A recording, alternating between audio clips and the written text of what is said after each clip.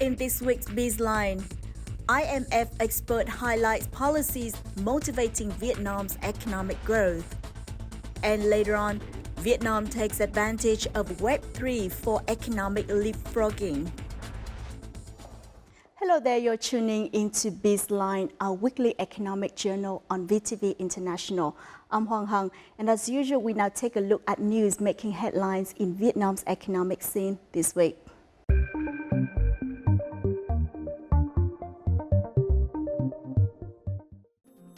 The first 9 months of 2022 saw the rapid recovery of the Vietnamese economy as COVID-19 related restrictions were lifted, according to the International Monetary Fund, IMF. In the first 3 quarters of this year, the gross domestic product, GDP, expanded by 8.83%, motivated by strong production and exports as well as the growth of retail and tourism. The IMF representative mentioned the Vietnamese government's switching of the COVID-19 control strategy and the complete reopening of the country's economy in March as the key to the resumption of economic motivations. The expert also underlined the country's low interest rate and responsive monetary policies that have allowed businesses to return to operation, along with tax cuts to support laborers. During a meeting with Prime Minister Pham Minh Chinh in Hanoi on the 31st of October, CEO of Adidas Kasper Rorsted congratulated and highly appreciated Vietnam's efforts and successes in controlling the COVID-19 pandemic as well as achieving important results in economic growth. He stressed that Adidas will continue expanding its operations and create more jobs to turn Vietnam into its main production hub. The Prime Minister congratulated Adidas on its positive business results this year, with Vietnam continuing to be its strategic business area and supplier. He also suggested Adidas support Vietnam in different ways while recommending policies for the Vietnamese government in the development of the digital economy, green growth, and delivery of climate change commitments. Vietnam posted a trade surplus of $9.4 billion in the first 10 months of 2022, according to the General Statistics Office. The country's 10-month export value stood at about $312.82 billion, up 15.9% from the same period last year. The commodities with an export revenue of more than $10 billion after 10 months were mobile phones and components, electronics, computers, machinery and equipment, and other tools and spare parts. Vietnam's major export markets continue to include the US, China, and the EU. Meanwhile, Vietnam imported about $303.42 billion worth of goods, increasing 12.2% year-on-year. Vietnam's outbound investment exceeded $450 million in the first 10 months of this year, equivalent to nearly 70% of the figure recorded in the same period last year. According to the Ministry of Planning and Investment, there were 90 new projects valued at over $390.1 million, a 1.8-fold rise year-on-year. Among the 25 countries and territories where Vietnamese investors are operating, Singapore took the lead, followed by Laos, the US, Germany and the Netherlands. 172 businesses with 325 products, selected from more than 1,000 nominated enterprises, have been recognized as national brands in 2022. This year recorded an increase of 48 enterprises compared to the previous selection in 2020. In addition, 19 enterprises have been honored as national brands 8 consecutive times since the first selection in 2008. Those are some highlights in Vietnam's economic scene. Up next, we will see the opportunities and challenges for Vietnam to develop its blockchain technologies in our crosstalk.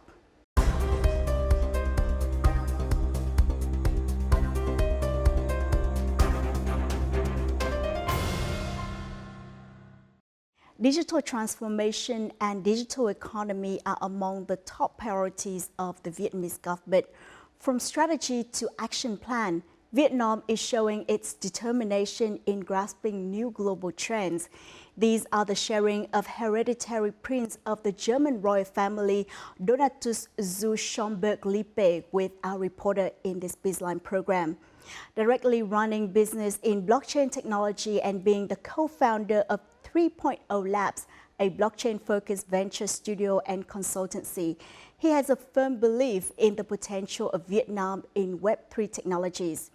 Web3 is an idea for a new iteration of the World Wide Web, which incorporates concepts such as decentralization and blockchain technologies. It is considered the next step of the Internet. So what is the potential of this new economy, and what advantages and challenges does Vietnam have to overcome to fully take advantage of new opportunities from Web3? The answer is in our Crosstalk segment, coming your way in just a moment.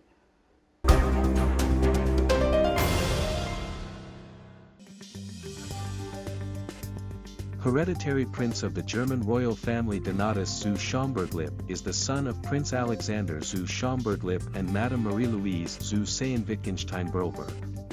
He is also the only German to pass training at the Royal Military Academy Sandhurst, the military school attended by Prince William, Prince Harry, United Kingdom, and other royals. He is also the co-founder of 3.0 Labs, a blockchain-focused venture studio and consultancy with the objective of enabling resource access to underserved communities using user-friendly interfaces.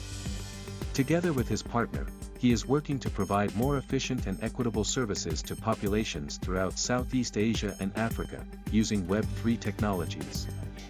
He joined a delegation of German and Swiss investors, led by former Vice-Chancellor of Germany, Dr. Philipp Rösler, to visit Vietnam to find investment opportunities.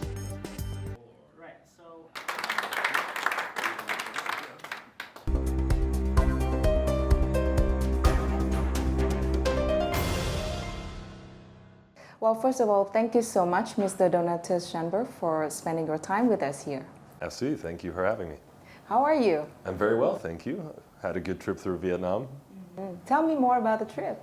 Yeah, absolutely. So we came here on behalf of Dr. Philipp Rösler, the former Vice-Chancellor of Germany, who's now the Honorary Consul of Vietnam to Switzerland. And he has decided to put together a delegation of several German-speaking startups and companies and CEOs to represent the German-speaking industry in Vietnam, explore what Vietnam has to offer, how it's developed, what the goals of the government are in terms of its economy, and what the potentials for future collaboration and investment are. Mm-hmm. So, is it your first time here in Vietnam? It is, yes. I've never been before.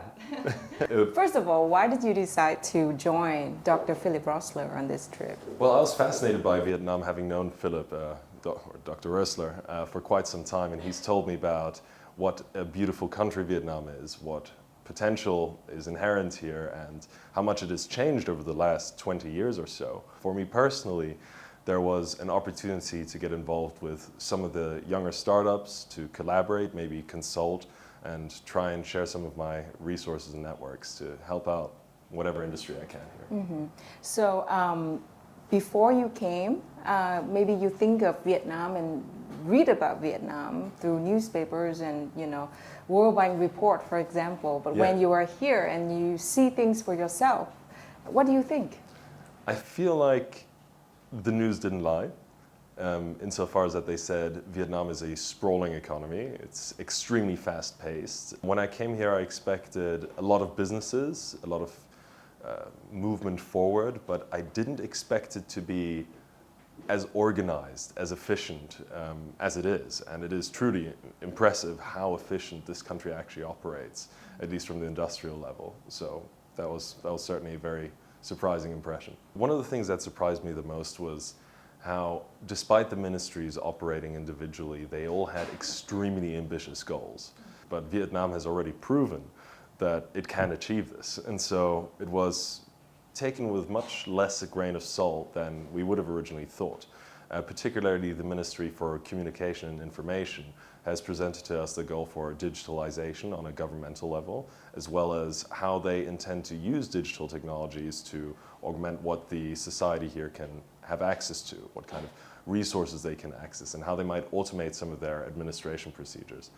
That was something that, to me, was quite impressive. It was ambitious for sure, especially within the time frame, 12 years that they mentioned, but doable insofar as that Vietnam keeps the pace going as it does right now and collaborates with other countries that are willing to support. Vietnam is pursuing an approach to kind of take a leapfrog, to take the advantage of the 4.0 innovation. What do you think about the country's approach, and do you think that the country can realize it, the goal, the ambitious goal? I absolutely do, yes. We've seen several times in history that what this leapfrog model, which we call a Caldorian economy model, has worked. We've seen it in Japan, we've seen it in China, we've seen it in Korea. It's a moment when the infrastructure is at a point where it might lag towards any other countries that are more developed, such as, for example, in Europe or the US.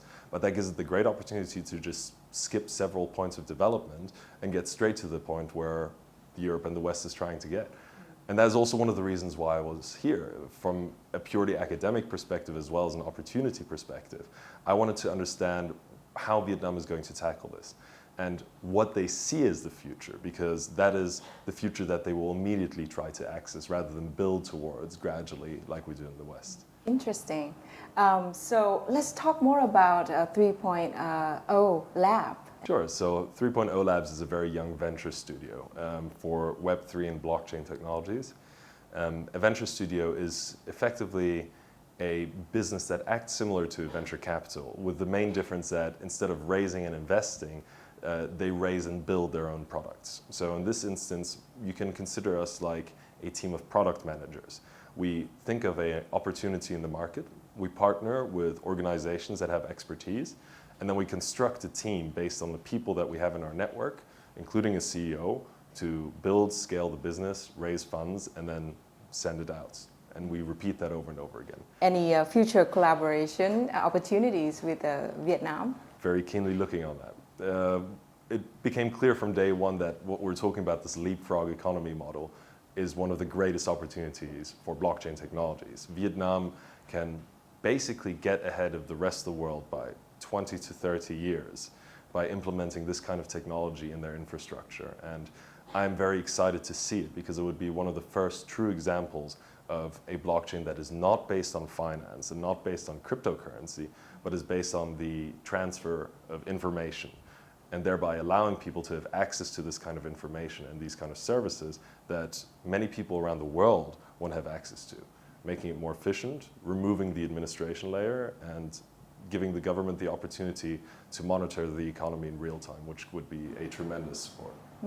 So when you were here and then you talked to startups and even ministers of different ministries, are you surprised that the level of blockchain adaptation here in Vietnam is quite high? Absolutely, absolutely. I did not expect that, especially because we saw in neighboring states that blockchain is always seen with a care. And of course, there needs to be a care taken with a technology as powerful as this, but the adoption rate is huge. There are so many startups, so many incredibly talented entrepreneurs around Vietnam, especially in the blockchain space, who have come up with creative models that have, quite frankly, blown my mind at times. What are the examples? What are some of them? I can't name all too many because I will be giving away IPs of the individual founders, but I can tell you that it was absolutely extraordinary with how witty and how entrepreneurial it was. So to see that was very encouraging. I also realized that there's a much higher penetration rate for blockchain technologies here than in most other countries, at least amongst the population, whereas this mostly refers to cryptocurrencies for now.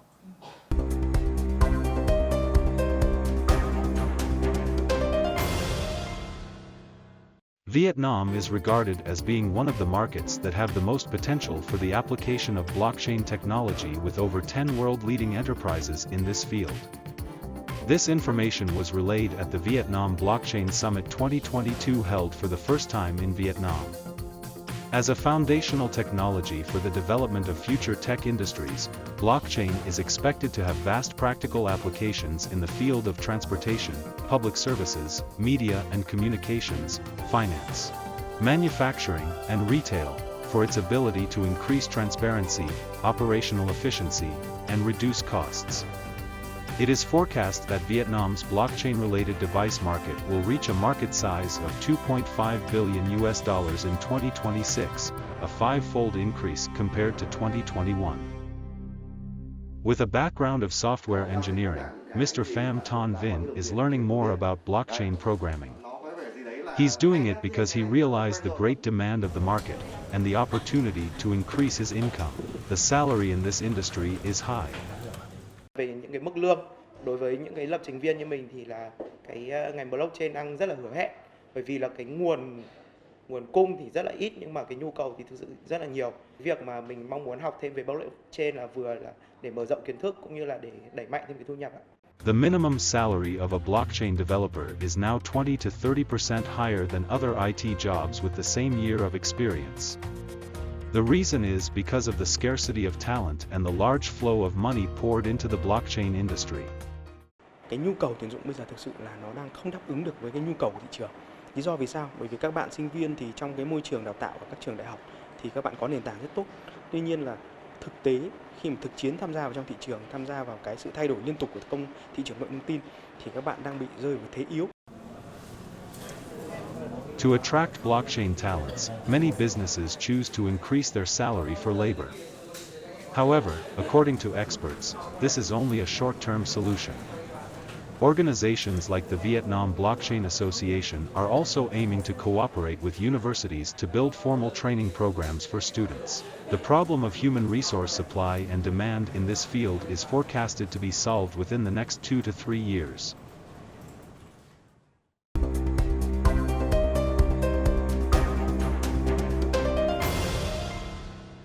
I'm asking you about the level of blockchain adaptation here in Vietnam, and it's quite high. From the foreign perspective, do you have an explanation for this phenomena in Vietnam? It's the exact explanation why blockchain technologies exist to begin with. In principle, blockchain technologies have one function, that is to remove the administration layer or to automate the administration layer in any type of system. In Vietnam, there's a large swath of the population which has no access to certain resources, be they, for example, financial resources. Very few own a bank account. Very few have the ability to take loans or credits. Very few have the ability to trade beyond the borders of Vietnam unless they belong to a large company. Blockchain can enable all this by implementing certain systems that are distributed and accessible by everybody. And people notice this quite quickly. You see, with 40% not owning a bank account, but about 95% owning a smartphone with access to the internet, it's a no-brainer. Let's talk about the advantages that Vietnam has. For example, young population, the golden age. So how potential do you think Vietnam is to set a foothold in the blockchain, development? Vietnam's already done that. It's about to become a lot bigger, I'm sure of that. There are certain models that have emerged over the last 2 years, businesses from Vietnam that have been extremely successful. And I would say that that is going to continue. Principally speaking, the potential with 100 million people being extremely creative and entrepreneurial is one element. The second element is what the infrastructure offers them. And for this, Vietnam, I feel, at least based on my short times here, is very well poised. It is extremely determined. It is extremely infrastructurally sound. And like what? For example, just base infrastructure on the roads, on the way that the government implements its objectives and the way that businesses interact with the government and implement exactly what the economic goals are, which is more to say than for many other countries who would otherwise be in a similar position. And that is very likely provided there's a model that is implemented where a sandbox environment could exist, where people could experiment with some of the applications of blockchain that might not be financial, and provided that there is an opportunity to collaborate with Western companies to offer them consultation, to offer them resources. I don't see any stopping Vietnam. Yeah, what you just mentioned is in line with what I want to ask you now. Because when talking about blockchain here in Vietnam, many people think that is scam, especially like cryptocurrencies, because there's so many projects that are scams. Absolutely. So I really want you, through this platform, to help explain different applications of blockchain and to help correct the understanding of the audience about blockchain and how potential and how good it is to serve people. The blockchain, in its absolute essence, as I was mentioning, is about the transfer of information in a way that everybody can see it jointly. It's about removing administration and automating certain resources. At the very, very basics, this can mean a cryptocurrency. Bitcoin was, quite frankly, just the first project that implemented some form of a blockchain, and it happens to be a currency. Why was that possible? Because if everybody can see technically how much money everybody has, then there is no lying about somebody, for example, claiming 2 bitcoins. And that was the base idea, but it goes well beyond that. If you take into consideration that it's just about the distribution of information, then it could be applied to, for example, supply chains, to healthcare, as we've already seen, to financial applications, but in a permissioned way, controlled by a government or controlled by a group of companies. And that doesn't necessarily need to mean a currency. It doesn't need to mean an NFT or a collection. It can mean, quite simply, what if we could all just share information for research and understand what is going on across the ecosystem? Unfortunately, that means in the West that many people have experimented with the technology and decided to issue different tokens or collections that were, quite frankly, scams. And this is a birthing problem of the blockchain industry. But if the government gets involved and it opens up a regulatory framework specifically designed for blockchain technologies, then it can enable this and also protect the citizens from these types of scams. And that's where I would urge every government around the world to start moving towards, rather than pushing it into the underground, to look at it for the potential that it has for the country's people, and then implement a regulation that allows them to experiment without issuing any fraud.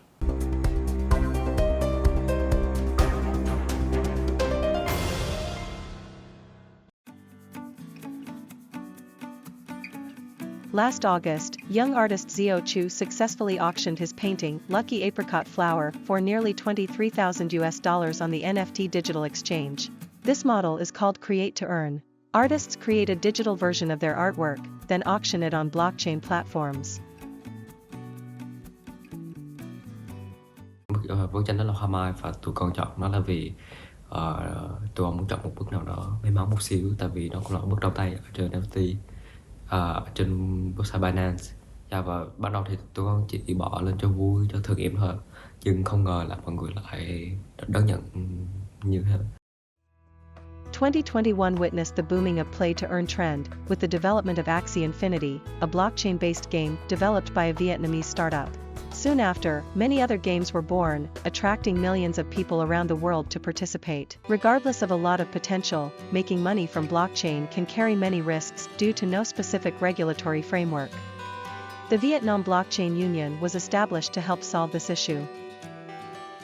Cái vai trò của Liên minh Blockchain Việt Nam ấy, kiến nghị, tham mưu, tư vấn với các cơ quan quản lý nhà nước để mà sớm hình thành cái khung pháp lý về tài sản số, về tiền kỹ thuật số, cũng như là đóng góp vào cái chiến lược quốc gia về blockchain ở Việt Nam. Chúng tôi cũng nghĩ rằng là cái việc hoàn thiện hành lang pháp lý là cái điều kiện quan trọng nhất để cho các cái ý tưởng mới, những cái lĩnh vực mới như là tài sản số, như là tiền kỹ thuật số có thể phát triển được ở Việt Nam.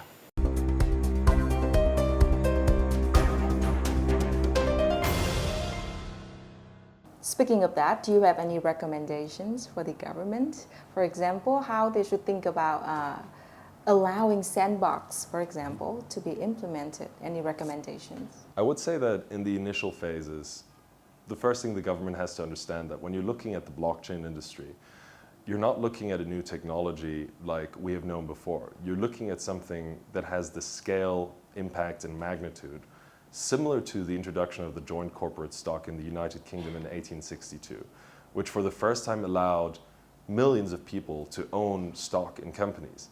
And what the United Kingdom at the time had to do is it had to implement an entirely new framework of regulation that was catered to this particular instance. It had to reinvent its economy, but the effect of it was that the United Kingdom for a period of time was the most powerful country on earth.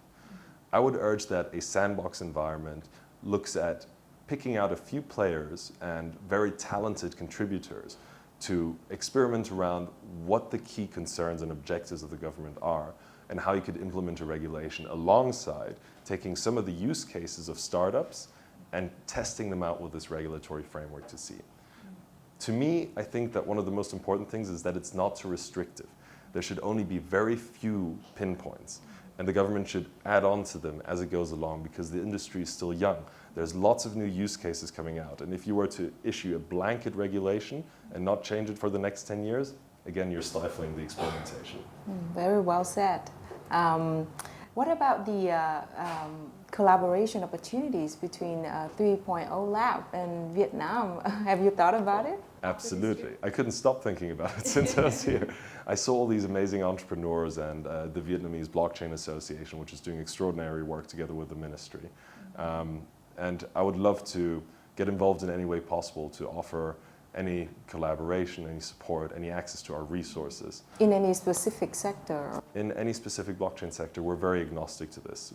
For us, it's a philosophical thing. We believe that we have the opportunity to see Vietnam grow into the future vision of the world that we think will be everywhere, but as a spearhead, as a first runner. And we'd love to be part of that in any way possible. Any upcoming plan that you can share with us? Well, for one, I'm coming back. Yeah. Oh, I have a question. So if you can say something to other investors, maybe from Germany, maybe from Switzerland, or from around the world, what would you say to them? I would say that it's about time they come over here and see for themselves what is about to happen. And that Vietnam has an extremely high opportunity that's not going to go unnoticed for much longer. In fact, it hasn't. And for them to get involved now rather than later is probably a wise decision. Well, thank you so much for joining us today, and we hope to welcome you again soon in another episode of BizLine. Thank you very much. And that is the end of our BizLine program. Feel free to download our app VTVgo from App Store and Google Play, or subscribe to our YouTube channel VTV4Go for more news and updates. Thank you for tuning in, and until next time.